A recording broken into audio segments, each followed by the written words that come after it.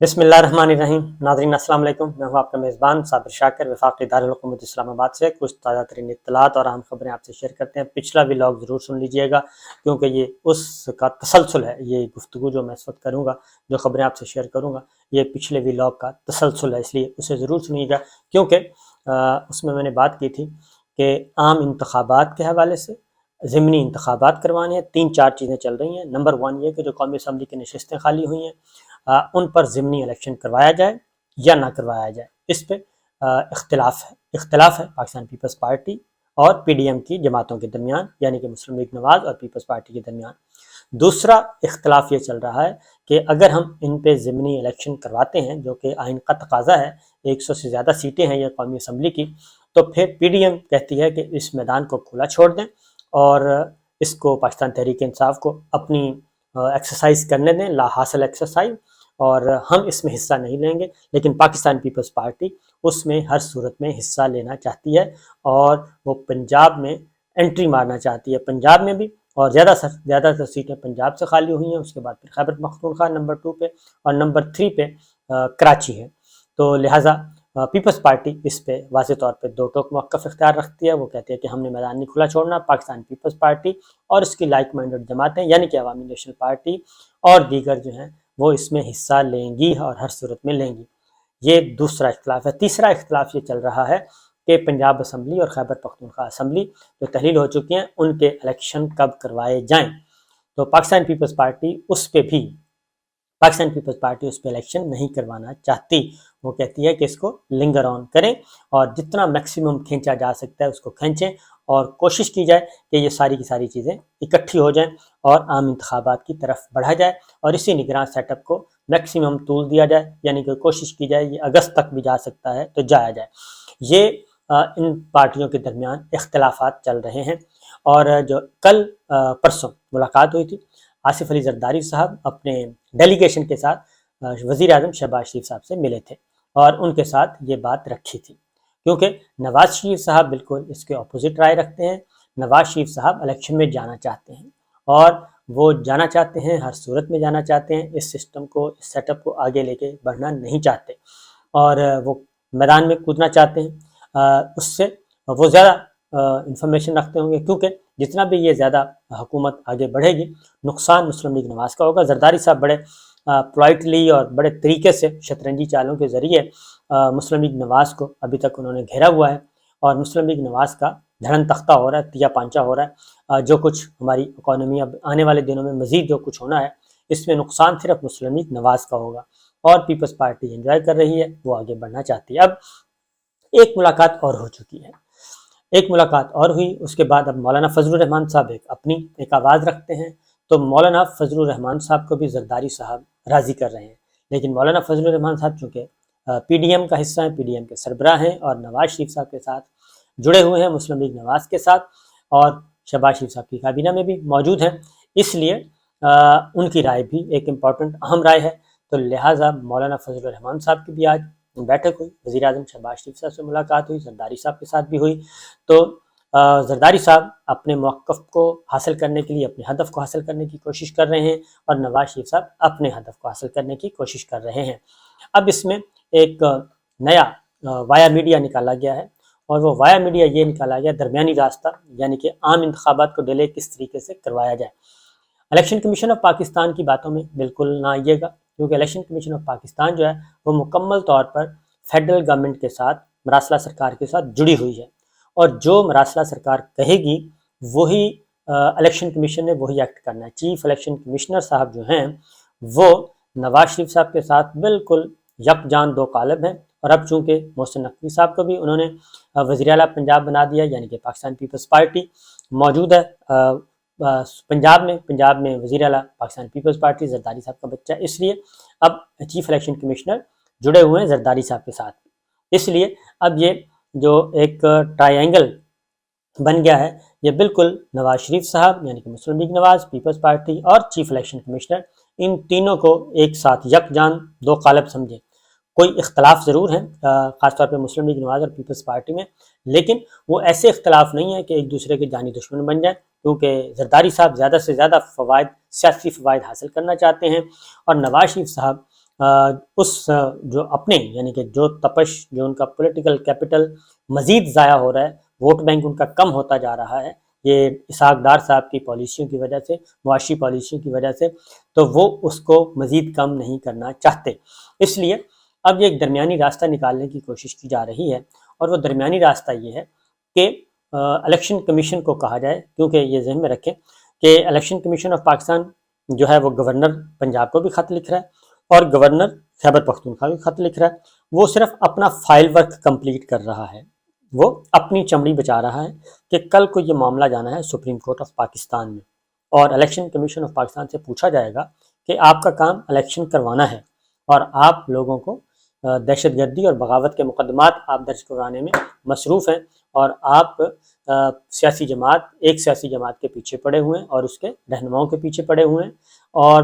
پچھلے 3 سال کی ایکسرسائز جو وہ یہی ہے کہ پاکستان تحریک انصاف اور اس کے رہنماؤں کو کیسے فارغ کرنا ہے، تو الیکشن کمیشن سے یہ سوال پوچھا جائے گا۔ اس لیے وہ اپنے فائل ورک پورا کر رہے ہیں،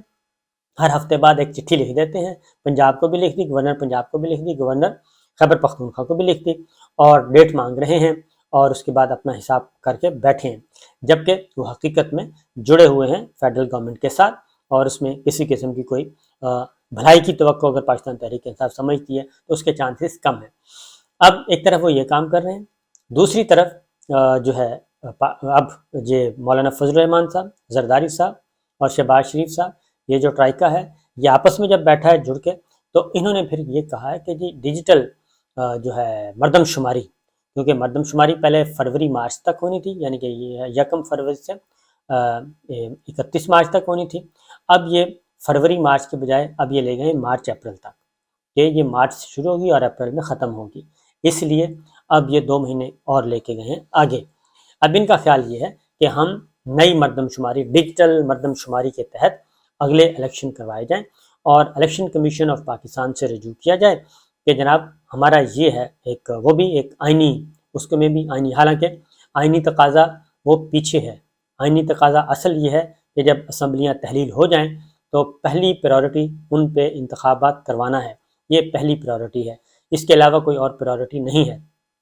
مردم شماری اس کے بعد بھی ہو سکتی ہے، یہ معاملہ جب سپریم کورٹ میں جائے گا تو ظاہر ہے یہ کھلے گا، اس وقت مسلس دکھائے جائیں گے، اور اس سے پہلے ایک ماحول بنانے کی کوشش کی جا رہی ہے جوڈیشری کو انڈر پریشر کرنے کی، کہ اس طرف بھی آگے بڑھیں گے اگر یہ فیصلہ ہو جاتا ہے پی ڈی ایم اور پیپلز پارٹی کے درمیان کہ ہم نے الیکشن ڈیلے کروانے ہیں، تو الیکشن کمیشن آف پاکستان تو آلریڈی ان کے ساتھ ہے، اور وہ تو اپنا فائل ورک کمپلیٹ کر کے بیٹھا ہے، باقی ان کے ساتھ انڈرسٹینڈنگ اسٹریٹجک پارٹنرشپ انہی کے ساتھ ہے، تو لہٰذا ڈیجیٹل مردم شماری کا الیکشن کمیشن کو کہا جائے گا، اور اسی بحث میں الجھے جائیں گے، اور ضمنی الیکشن اگر کروانا ہے تو وہ پیپلز پارٹی اس کے لیے تیار ہے، لیکن اس کے لیے نواز شریف صاحب تیار نہیں ہیں، پی ڈی ایم کی جماعتیں تیار نہیں ہیں، لہٰذا اور نہ ہی زرداری صاحب ابھی سندھ کی گورنمنٹ چھوڑنے کے لیے تیار ہیں، کیونکہ وہ اپنا کام کر رہے ہیں۔ اور دوسرا جو جنرل الیکشن، اب آگے جو ایک پلاننگ انڈرسٹینڈنگ میں آپ کو بتا دوں بڑی کلیئر، کہ اگر بہت زیادہ پریشر پاکستان تحریک انصاف کی طرف سے آیا اور وہ پریشر برقرار رکھنے میں کامیاب ہوئی پی ٹی آئی، تو پھر پنجاب کا اور خیبر پختونخوا کا الیکشن ہو جائے گا، وہ کیونکہ بہت زیادہ عرصہ پڑا ہے، وہ الیکشن ہو جائے گا، صوبائی اسمبلیوں کے، دونوں صوبائی اسمبلیوں کے الیکشن ہو جائیں گے، بشرطے کہ پاکستان تحریک انصاف نے پریشر برقرار رکھا، تو اگر یہ پریشر نیچے گیا اور یہ پریشر کم ہوتا گیا تو پھر ان انتخابات کو بھی آگے کھینچا جائے گا، لیکن یہ جو پنجاب اسمبلی اور خیبر پختونخوا اسمبلی کا الیکشن ہے، یہ اپریل میں کروانے کا ان کا کوئی ارادہ نہیں ہے، نہ ہی مارچ میں کروائیں گے، نہ ہی فروری مارچ اپریل، یہ تینوں مہینے نہیں کروائیں گے، کیونکہ ان کا خیال ہے کہ رمضان المبارک ہے، اور رمضان المبارک میں نہیں ہو سکتا، اور عید جو ہے وہ ہے 22-23 اپریل کی، 22-23 اپریل کی عید ہے، 3-4 آگے چھٹیاں آ جاتی ہیں، اس کے بعد پھر معمول پہ آتے آتے ایک ہفتہ وہ درکار ہے، لہٰذا یہ جو پنجاب اور خیبر پختونخوا اسمبلی کا الیکشن ہے، وہ بھی کہتے ہیں کہ ہم کروائیں گے مئی کے پہلے یا دوسرے ہفتے میں، اور وہ بھی میں آپ کو بتا رہا ہوں کہ اس کے ساتھ کنڈیشن انہوں نے رکھی ہوئی ہے کہ اگر ہم پہ کوئی پریشر آیا تو، ادروائز نہیں، اگر یہ اسی طریقے سے لوز ہوتی گئی چیزیں، گرپ کمزور ہوتی گئی پی ٹی آئی کی اور کوئی ماحول نہ بنا تو پھر ہم اس کو لے جائیں گے جنرل الیکشن کے ساتھ۔ لہٰذا یہ ایک فائنل جو حتمی پلاننگ جو ہے اس وقت تک وہ یہی ہے کہ خیبر پختونخوا اور پنجاب اسمبلی کا الیکشن مئی کے پہلے یا دوسرے ہفتے تک کھینچا جائے اور منیمم اور میکسیمم جنرل الیکشن کی طرف لے جایا جائے، اور پنجاب کا کیئر ٹیکر نقوی صاحب برقرار رہیں اور ادھر اعظم خان صاحب برقرار رہیں، اور کابینہ بھی تشکیل دے دی گئی ہے، خیبر پختونخوا کی بھی آ گئی اور پنجاب کی بھی آ گئی، اور خیبر پختونخوا کی بھی نگراں کابینہ میں پاکستان تحریک انصاف جو کہ وہاں کی حکمراں جماعت تھی ان کے ساتھ کوئی مشاورت نہیں کی گئی، بلکہ پی ڈی ایم کی جماعتوں نے ہی، پی ڈی ایم اور پیپلز پارٹی کی جماعتوں نے ہی آپس میں ہی اس کو فائنل کیا ہے، گورنر خیبر پختونخوا نے فائنل کیا، اور اس میں سوائے ایک کہتے ہیں جی باقی تمام کی تمام سیاسی وابستگی رکھنے والے لوگ ہیں۔ جبکہ پنجاب میں آئیں تو پنجاب میں بھی جو چہرے ہمیں نظر آتے ہیں وہ بھی سارے کے سارے مسلم لیگ نواز، موسٹلی مسلم لیگ نواز اور پیپلز پارٹی سے جڑے ہوئے ہیں، اور ان میں حصہ ملا ہے عامر میر صاحب کو بھی۔ عامر میر صاحب دوسرے صحافی ہیں، وہ وزیر اطلاعات یا جو بھی قلمدان ان کو دیا جائے پنجاب کے وہ آئیں گے، اور عامر میر صاحب ہیں حامد میر صاحب کے چھوٹے بھائی۔ تو اس طریقے سے جناب اور یہ بات ذہن میں رکھیے کہ حامد میر صاحب کے بھائی جو ہیں، یعنی کہ حامد میر اور عامر میر کے بھائی جو ہیں وہ قومی اسمبلی کا الیکشن بھی لڑ چکے ہیں، جو کہ ہار گئے تھے، ضمنی الیکشن لڑا تھا۔ تو یہ صورتحال ہے۔ تو پہلے ہم تنقید کر رہے تھے محسن نقوی صاحب پہ اور دیگر صحافیوں پہ کہ وہ کیوں یہ سرکاری عہدے اور سرکاری مراد حاصل کرتے ہیں، تو اس میں ایک اور کا اضافہ ہو گیا، حامد میر صاحب کے بھائی عامر میر صاحب وہ آ گئے ہیں پنجاب کابینہ میں، نگراں کابینہ میں۔ لہٰذا یہ ہے ساری صورتحال جو میں نے آپ کو ایک بہت ہی انفارمیشن کی بنیاد پہ یہ ساری باتیں جو کی ہیں، اس میں کوئی ایسا نہیں ہے کہ یہ ساری چیزیں ابھی پلاننگ چل رہی ہیں۔ اب پاکستان تحریک انصاف کا امتحان ہے کہ ان چیزوں کو آگے کیسے لے کے بڑھتے ہیں اور اپنا پریشر کیسے برقرار رکھتے ہیں قبل از وقت الیکشن کے لیے۔ اور یہ بھی فیصلہ ہوا ہے کہ عمران خان صاحب سے اب ہم اس سلسلے میں کسی قسم کی کوئی انگیجمنٹ نہیں کریں گے۔ اجازت دیجیے، اللہ حافظ۔